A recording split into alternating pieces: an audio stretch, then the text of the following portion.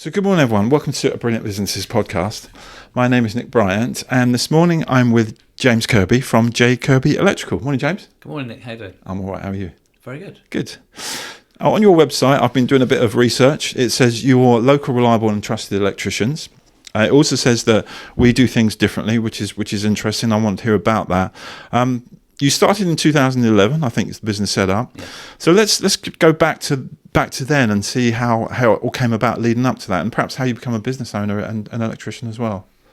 Yeah, so in 2011 I started J.KIRBY Electrical. I never started with the intentions of growing an electrical business. It was more of a me on my own going out and doing it. I used to work for my father's family-run building company. I worked for him for about 7 years, and I was doing 16-hour days, driving from New Haven all the way up to London, picking up his staff, going, running around, picking up materials, running jobs for him, working weekends. And I thought, maybe this is maybe there's a better way. Yeah.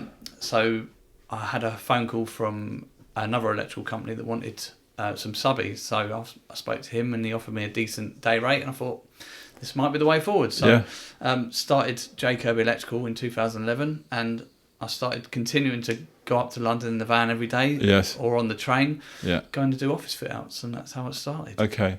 Was there a little bit of working for someone else, even though it was your family business? It was a little bit more, you realised you could do a better job yourself? I really liked working for the family business. It was really great. I was there for 7 years.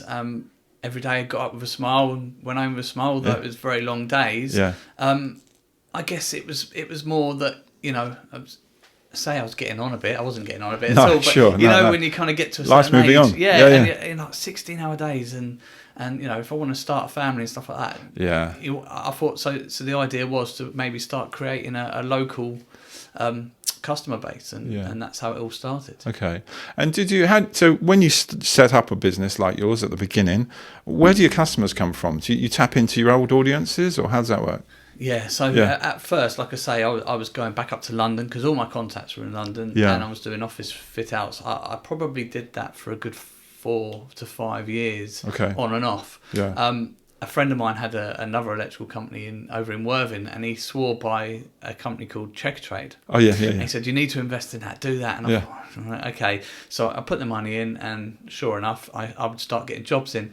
And they were all real small, 1 hour jobs. Right, okay. Like change a light bulb. Pretty much. So I would end up doing my day's work in London, and then stopping on the way back home, getting in the van and going and doing the little small jobs after work. Right. So I was doing even longer days. Yeah. But I was in control of my destiny, so it was, of course, it was a bit different. Didn't mind doing it. Yeah, that's what makes it nice, doesn't it? Because the long days are always a case when you start a business, but hopefully, as you say, it's your destination, so that's meant to change. Has it changed down? You don't do some long days now, is it? I'm pretty much out the door at 5 o'clock going home every day. Good for you. So where you've taken it to today, how many staff have you got? What's your operation like? So including me and the missus, there's now 9. Wow. Yeah. Okay. That's grown quite much. Yeah. Okay. And they're sort of all different skill levels and different, because you do commercial, residential. We'll talk about the solar panels in a while. They've all got different skills. Yeah, they have. Yeah. So we've just taken on a new lad, Freddie, who's our new apprentice. Yeah. I've got another 2 apprentices that are just finishing off. They're on their final stages. Okay. One of those are in a van already going out doing small repairs. Right. So, and then we have a couple of guys, 3 guys that are fully qualified. And then me.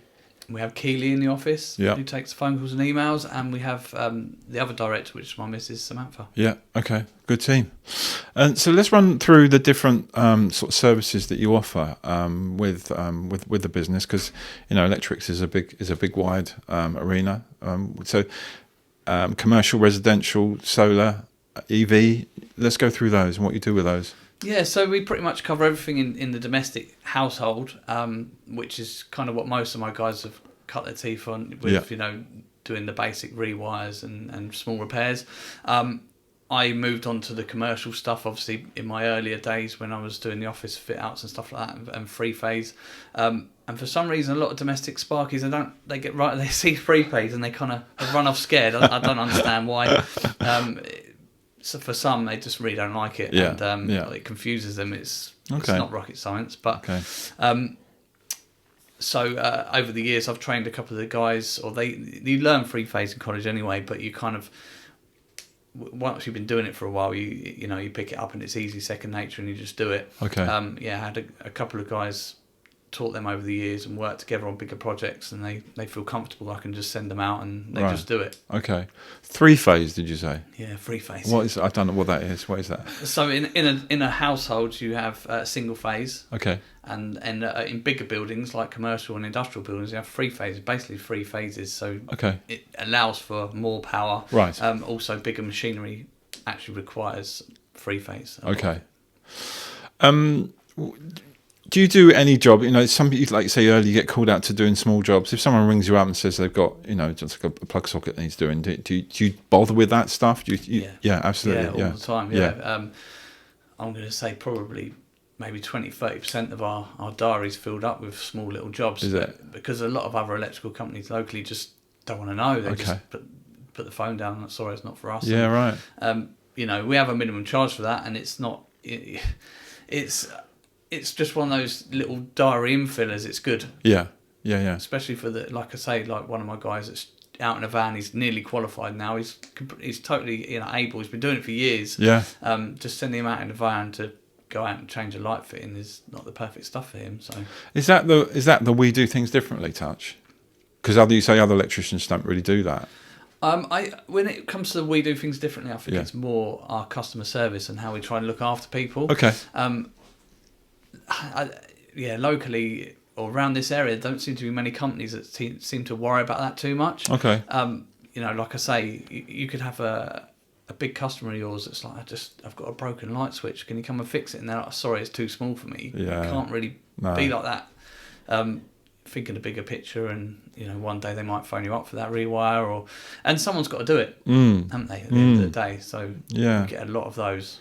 Yeah, I mean, it builds trust, doesn't it? And builds good relationships with your clients, because if you're prepared to do something like that, they know they can call upon you on anything. That's really important. So the commercial side of things, anything from rewiring new buildings to what do you do with that? Anything? Yeah, pretty much anything. Yeah, we seem to have a really long run of bakeries. Oh, do you? I had my first bakery. I think it must have been about 2014 that we worked on, Yeah. and it seemed to roll from there. We've done shop fit outs or actual industrial bakeries. Yeah. We've done quite a lot of those, which was funny. But yeah, we've done new builds. We've done communal areas for new blocks of flats. Okay. It's quite a broad range of stuff we can do. So if there's like a new house development and loads of new houses going down, you go in there and you put all the electrics into those houses. That's a good sort of referral for you. Oh yeah, that'd be amazing for us. Yeah. So when it comes to orchestrating, getting utilities and stuff in the ground into the new builds, and then from there on in doing the actual installs, that'd be a great one for us. Yeah. And it's something that's becoming really popular more so these days. I don't know why, but the solar panels, commercial as well as residential. Yeah. People can make massive savings with them, can they? Yeah, massive. Yeah. We got back into solar about 2 years ago. I was doing solar about 12 years ago. I remember I mentioned a friend that had a company in Worthing. Yes. We were doing installs with him years ago. When I first started out in 2011, I was out there doing them with him then. Right, yeah. But it kind of died a death. No one wanted to know anymore, and no one was having it done. Yeah. I think a lot of companies kept their toe in the water because of the maintenance and stuff on the existing stuff that was already out there. But for us, no one ever asked. It was just forgot about until of recent now, where people actually want it. Yeah. But yeah, we've done a few commercial installs now and some domestic ones as well. Yeah. Recently, I've got one of my guys that actually does the installs as well. So there's a couple of us that do them. Yeah. But yeah, it's a no-brainer. It's one of those ones where it's a big outlay at the beginning, but it saves you money over time. Is that fair to say? Yeah, definitely. Yeah, I think payback on it now on your initial investment. I think after between 5 and 7 years. Yeah. And the installs last between 20 and 25 years. Okay. So anything after that time is all, it's all money in your pocket. Yeah, right. It's definitely worth doing. Okay. 100%. If you've got spare money, or if you can kind of remortgage, then it's definitely worth. What sort of costs are you looking at? Is that a difficult question? It depends on. It is a broad spectrum, but for an average, say 3-bedroom house, it's between 10 and 15. Okay. Probably. Yeah. Also, at the moment, there's no VAT on solar installs. Okay. And that's, I think, till 2025. Is that okay? So for businesses and for homeowners, residential, homeowners, for businesses, it's okay, still VAT. You still pay VAT on businesses. Okay. But yeah. And that sort of falls into also to electric EV chargers as well, which you do. Yeah. Because if you've got solar panels and an EV charger, you can that's beneficial for your costings as well, isn't it? Yeah, it is. Yeah. So you can use it to charge your car, or if it's charging the battery overnight, then you can charge the car off of that as well. Yeah. There's a couple of brands that you can they work really well together. Okay. What do you like best about what you do? What do you like the most? I actually prefer being on the tools, if I'm honest. Do you? Yeah. Back in the old days, rolling your sleeves up. Yeah, I loved it. Yeah. But unfortunately, you can't be a business owner and be on the tools. I've done that for a long time. Yeah. And it takes over your life a little bit if you go that way. Yeah. But yeah, for me now, it's problem solving, looking after customers, keeping people happy, and looking after the staff, which I think we do quite well. They all seem very happy, and it's nice having a nice team around. It's like having a second family. Yeah, it's nice. I was gonna say, what's the most challenging thing? But sometimes a lot of business owners do say it's having controlling your team, or making sure your team are the right team in place, making sure they're rewarded. Making sure they do a good job. Would you agree with that? Is that I would say so. Yeah. I think the hardest part is finding decent staff. Right. Okay. And, keeping hold of them doesn't seem to be an issue for us. We seem to have a great retention rate, but when it's finding the right person, I find it hard to suffer fools. Yeah. And if they're not the right fit, then they've got to go, and I get rid of them pretty quick. Yeah. Well, I guess you got to. But my longest standing member at the moment is 9.5 years. Oh, great. Yeah. Yeah. And there was one before that was even longer, but he decided to go travelling. So okay. Damn that man. Yeah. It's funny because in interviews, some people are like they're so brilliant in an interview, and then like a month later you think, where is that person that was in the interview? They've completely changed. They can't do what they said they'd do. We've met a few of them for sure. Yeah, so that's tough on any business owner, I think. Yeah. I think another big part of what you do customer service wise is the communication you offer, because it's really important, especially in your trade or a building trade or anything like that, where the client doesn't hear from you, or you don't show up, or they can't speak to someone. You're hot on that, aren't you? That's a big thing for you. Yeah, massively. Yeah. That's where we kind of shine the most, I think. Yeah. We have someone in the office to answer the phones, make sure that all emails are answered to. Yeah. We have a CRM system, which is a customer relations system. Yeah. And basically, customer relations management system. Yes. And basically, they get an email the day before we're turning up. Yeah. They get a text message on the day to say we're en route, and I don't know if you've ever ordered like a Domino's pizza. Yeah, you can watch the thing. Yeah. Yeah, it's the same thing. So you can nice? watch the guy on the map turn up. Yeah. And it's about keeping customers informed if you're going to be late, because things happen. You lay in, or there's traffic. It happens to everyone. Yeah. It's life. And it's just being in front of that and making sure that the customer knows what the deal is. Yeah. They go on to a marketing email journey as well, so they receive like an email from us every 3 weeks. Just not salesy. It's more of a kind of maybe some tips around the house and some safety advice and stuff like that. Yeah, I've sort of updates of what we're up to as well. Now, we're here in the Charles Cox offices, which are a property management company. Yes. A big part of what you do also is the EICR certificates, which all landlords need. Yeah, that's right. That's a big part of your business. So you go into a property, how long does it take to to go around and test everything? Well, it all depends on the size of the property and how many circuits there are. But yeah, I mean, roughly 2 to 4 hours, depending. Does that? We try to be quite thorough, because people do hide stuff, and it's all behind sockets and faceplates and switches that you can't actually see. Yeah. So you kind of got to open things up to have a look. But yeah, we work with a lot of letting agents and block management companies. Okay. Because of our CRM in place, it kind of works really well. Yeah. Because we can notify tenants and landlords at the same time. Yeah.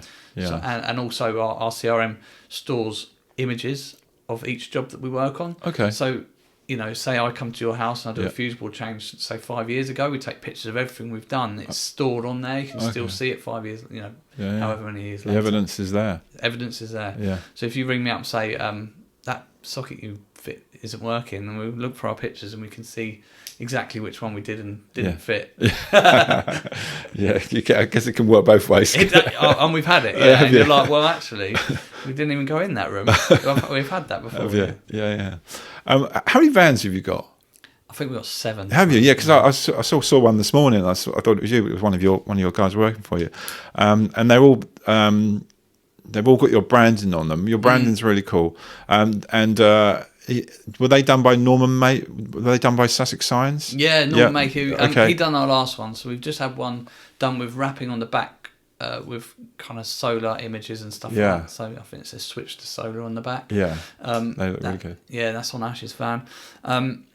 Yeah, it is a bit corporate. Norman always says to me, "Oh, your vans are a little bit corporate," but I want it to be like that. I want to come across more professional because we are a professional fit out. We're not just working out of a paper diary. No, sure. You know, it's I think that's important that people can see that as well. And I think what's good is if someone rings you up, they don't ring a mobile; it goes through to an office. Yeah, and you get with a real sort of receptionist, if you like, that's actually taking the inquiry and can deal with you. And your vans back that up with your logos, and all your team wear those shirts, right? They do, which is really important. Because that's another thing which you've put on your website, which I saw, which is really important about the tidiness of the way you work and the way you present yourself. Yes. Tell us why that's important to you. Well, there's always this stigma to trades and not just electricians, it's builders in general, plumbers. For some reason, there's this real bad stigma to that. They're not going to show. Or they're going to leave a mess or do shoddy work and try and get away with it, and that's what we were trying to aim towards, to not be in that lane, and try and change it up a little bit and bring some more profession to it, because it seems a shame, and you know, the amount of times I go to a quote and the lady at the door's like, "Thank you for turning up," and you're like, well, of course I'm going to turn up. And it's ridiculous. It blows my mind. And the other thing is, you get thanked for actually sending a quote, and people go out and look at these jobs and then they don't even bother sending the quote afterwards. You're like, what? You've wasted your time. Yeah. You know, you've already invested some time turning up. Why not follow through with a quote? It blows my mind. It's crazy, isn't it? And that's why, that's one of our core values that's on our website is we'll turn up, we'll be smartly dressed. We're not going to be in, holy clothes that are covered in you've been wearing at the weekend. Paint splatters and stuff. Yeah. And, we'll turn up in a signed written van. We'll turn up when we say we're going to turn up. Yeah. It's all that stuff that kind of brings us ahead of the competitors, really. Yeah. And also you have to have certain certificates as well, don't you? Certifications for what you do. Have you got loads of those? No. It's like, they'll probably bring another one out next month and then another one. Honestly, it's a minefield. Is it? It's a minefield, As soon as you get above 5 staff as well, it just gets worse and worse. It does. Okay, well, we won't go through those. You don't want to that'll bore you. But everyone needs to know that you've got them all, right? Oh, yeah, we have to. And another thing I saw on your website as well, that the insurance that you do is up to £10 million. So that's a big, it is big. Big safety net. And we pay a lot for that. It's mainly to gear us up for working with councils and in schools and places like that. Because as soon as you start going to places like that, they require it. Right. So I think usually you can have 1 or 5 million. And we used to be there. Right. We spent a lot of time with the local councils gearing up to be put on their framework, and that's why we initially went for the 10 million. Right. But unfortunately, the framework we were being put on got swiped when COVID hit. Oh, did it? Yeah. Right. So, but watch this space, and we'll be going back in there. Hopefully nice. One day. Yeah. Okay. So what about the future? What does the future hold, James? Where do you want? You don't know. No idea. Just living for the moment. That's good. I mean, like I say, I never started to grow a big electrical company. But I think for me, I would like maybe a couple more electricians. Somebody else in the office. To free me up for a bit more networking and doing more creative and fun stuff instead of being. Is at the moment you're kind of chained to a desk, aren't you? Yeah. It's a bit of an awkward stage. Yeah. But, we all have to get there. And yeah, and networking works for you, doesn't it? We're both a member of the same BNI, and that works really well for you. Yes. Do you do other networking as well as BNI? Yeah, I do Chamber of Commerce in New Haven and Mm. Seaford, and I do try to go to Eastbourne as well. Yeah. I do some other lunch clubs in Brighton, stuff like that. Okay. I do try to go to as many as I can. Yeah. I don't know why I didn't do it sooner, if I'm honest. Yeah. When I started, I think it was about 5 years ago, I joined BNI. Okay. Yeah. Yeah, it's quite powerful. Isn't it? I would recommend it to anyone else. And your category in BNI is probably locked out by a lot of chapters because most chapters have an electrician, because they do so well out of them. Yeah, that's really cool. Well, thanks, James. It's great talking to you, and that gives us a good insight into J.KIRBY Electrical and how it all started, and what you do and what you're trying to achieve. And if anyone has got any electrical queries or wants any electrical work done, then please do get in touch with James. All his details will be on this podcast, and of course you can just go to your website, which is jkirby.co.uk or what's jkirby.electrical.co.uk. Okay, well that'll be under here as well. So, brilliant. Thanks again, mate. It's good to see you, and we'll see you for another podcast soon. Thank you. Thanks, Nick. Cheers.